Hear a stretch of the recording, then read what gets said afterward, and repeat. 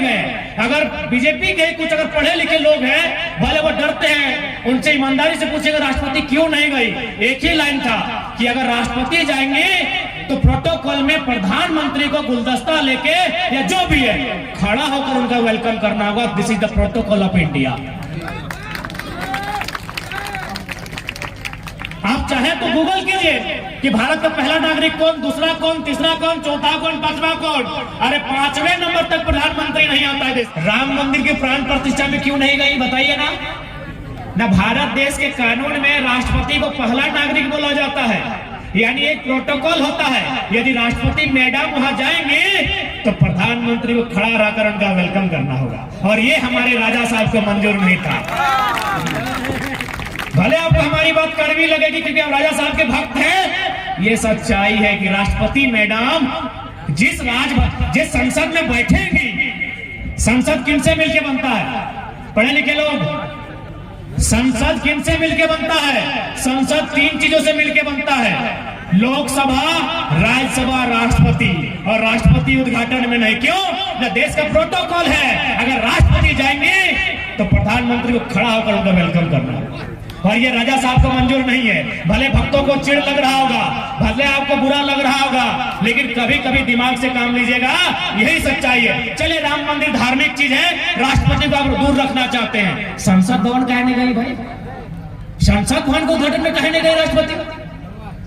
प्यारे भक्तों, प्यारे भक्तों, अरे उतना छोड़िए, 2005 में अक्षरधाम मंदिर का उद्घाटन किया था। उस समय एक मुस्लिम और एक सिख समुदाय के राष्ट्रपति और प्रधानमंत्री गए थे, दोनों उद्घाटन में गए थे। सोमनाथ मंदिर में भी राष्ट्रपति गए थे, यानी एक प्रोटोकॉल होता है। देखिए आप हमसे आप चूंकि अगर आप बीजेपी के कट्टर समर्थक हैं, आप हमारी बात आपको बुरी लग सकती है, लेकिन घर जब चले जाइएगा दिल से सोचिएगा कि राष्ट्रपति क्यों नहीं गए। एक ही सवाल, क्यों नहीं गए। अगर बीजेपी के कुछ अगर पढ़े लिखे लोग हैं भले वो डरते हैं, उनसे ईमानदारी से पूछेगा राष्ट्रपति क्यों नहीं गई। एक ही लाइन था कि अगर राष्ट्रपति जाएंगे तो प्रोटोकॉल में प्रधानमंत्री को गुलदस्ता लेके या जो भी है खड़ा होकर उनका वेलकम करना होगा। This is the protocol of India. आप चाहे तो गूगल कीजिए कि भारत का पहला नागरिक कौन, दूसरा कौन, तीसरा कौन, चौथा कौन, पांचवा कौन। अरे 5वें नंबर तक प्रधानमंत्री नहीं आता है देश में।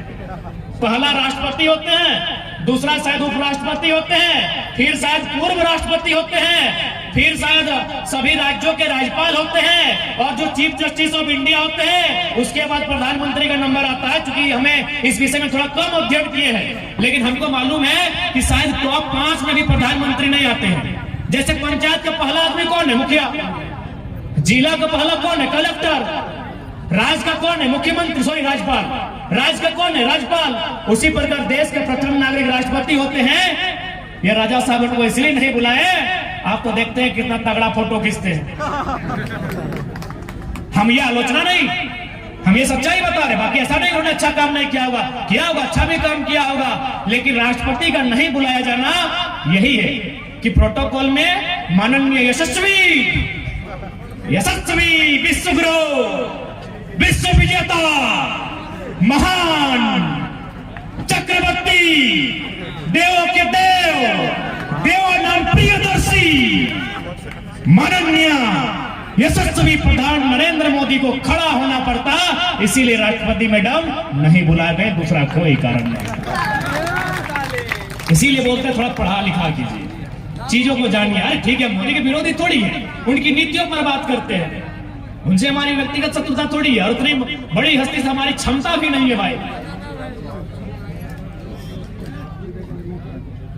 तो इसलिए थोड़ा पढ़िए लिखिए, चीजों को समझिए, नहीं तो आने वाले दिन हमारी बहुत दुर्दशा होगी।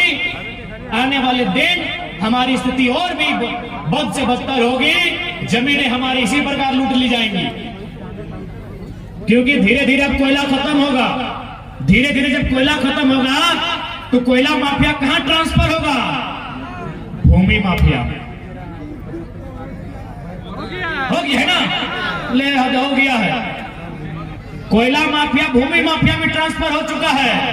और याद रखिए, माफिया झारखंडी नहीं होता है, परीक्षा माफिया भी नया है। सुने हमारे देवेंद्र दा को धमकी दिया जाता है, तो एक बात कह देंगे, चाहे देवेंद्र दा है चाहे कोई साथी रहे, अगर किसी परीक्षा माफिया के माध्यम से चोट पहुंचाई गई तो झारखंड के हर एक घर से निर्मल और बिरसा निकलेगा। फिर नदियों का पानी का रंग भी बदलेगा और पारसनाथ के पहाड़ के पत्तों का भी रंग बदलेगा। तब हमें गैर कानूनी और असंवैधानिक मत कहिए। कोई गलत बात नहीं बोल रहे हैं, जो कड़वी बात है वो बता रहे हैं। कोयला माफिया भू माफिया बन चुके हैं, क्योंकि जमीन में टाका हो, कोयला में लो, कोयला सिराए लग लो, अब जमीन में टाका हो। अब तुमने के कैसे बचाना हो, ना बचाना हो, समझ ले।